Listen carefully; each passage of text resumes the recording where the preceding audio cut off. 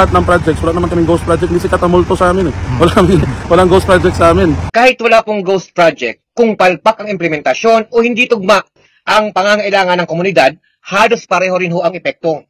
Taong bayan pa rin ho ang nahihirapan.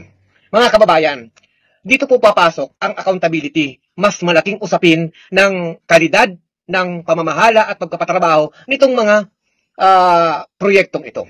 Mga kababayan, ang ghost project hindi lang nangyayari sa iilang lugar.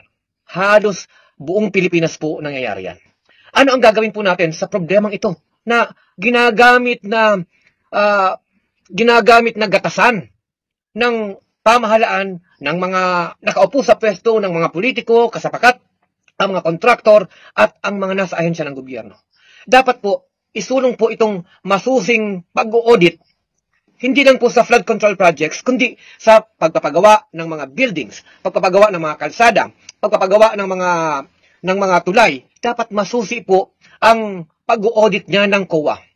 Mas mahigpit din pong oversight ng lokal na gobyerno sapagkat may sarili po yung mga enhinyero. Hindi lang yun basta kanilang lagay ng pondo. Mga kababayan, kailangan din ng aktibong partisipasyon ng mga mamamayan para makita at malaman kung ang ginagawa ng mga kontraktor ay mga ampaw ang patrabaho.